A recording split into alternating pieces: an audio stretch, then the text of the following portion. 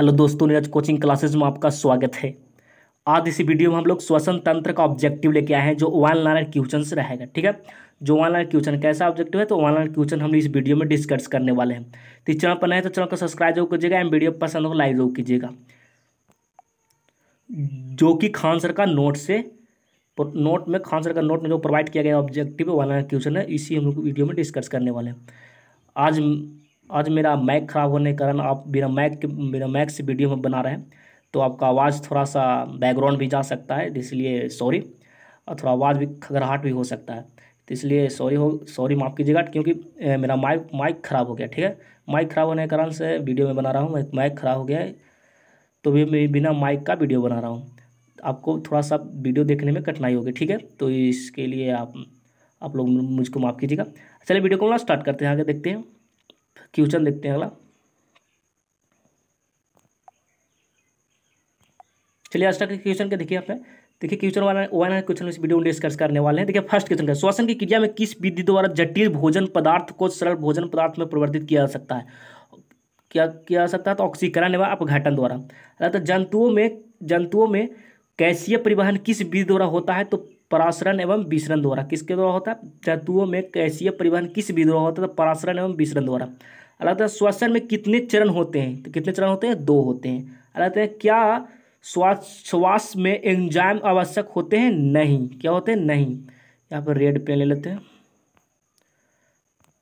Red ज़्यादा बेहतर रहेगा, रेड। चलिए अगला देखते हैं, मनुष्य के श्वसन तंत्र में सबसे महत्वपूर्ण अंग कौन सा है? तो फेफड़ा। कौन सा है? फेफड़ा है। मनुष्य के श्वसन तंत्र में सबसे महत्वपूर्ण अंग कौन सा है? तो फेफड़ा। अगला चलते हैं हम लोग, अगला देखते हैं, नासिक छिद्र पीछे की ओर कहाँ खुलते हैं? तो नासा द्वारा में। कहाँ खुलते हैं? नासा द्वार में। अगला देखते हैं, मनुष्य की श्वास नली की लंबाई कितनी होती है? लगभग 12 सेंटीमीटर। कितनी होती है? 12 सेंटीमीटर।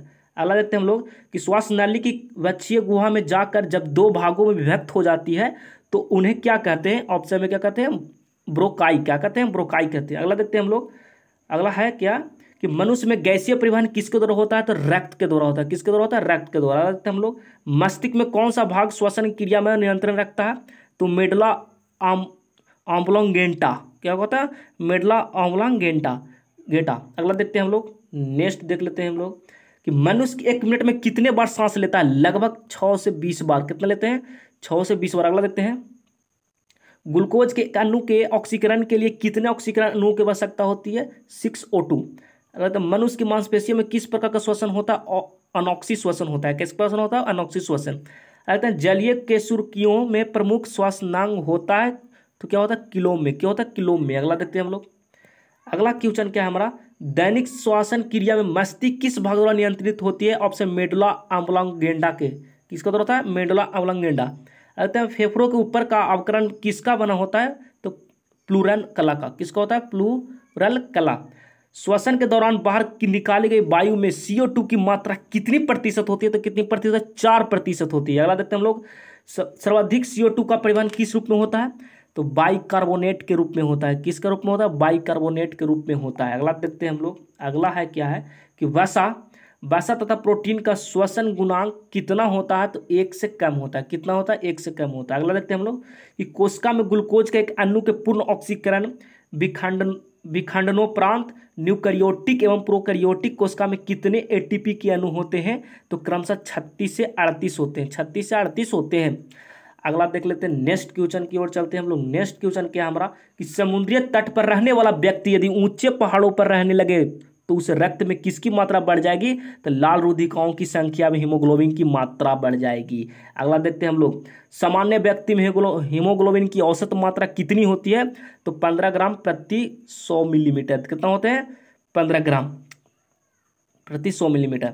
अगला देखते हैं हम लोग, ग्लाइकोसाइलिस क्रिया कहाँ संपन्न होती है? तो साइटोप्लाज्मा में। कहाँ होती है? साइटोप्लाज्मा में। अगला देखते हैं हम लोग, अगला क्वेश्चन क्या है कि ग्लाइकोलाइसिस के दौरान ग्लूकोज के अणु में पायरोविक रूप में अम्ल के कितने अणु होते हैं? तो 2 अणु होते हैं। कितने अणु होते हैं? 2 अणु होते हैं। अगला क्वेश्चन क्या है कि ग्लाइकोसाइसिस अथवा किब्र चक्र में निर्मित सभी NADH व FADH के अणु कहाँ ऑक्सीकृत होते हैं? तो इलेक्ट्रा अभिगमन तंत्र में। कहाँ होते हैं? इलेक्ट्रॉन अभिगमन तंत्र में।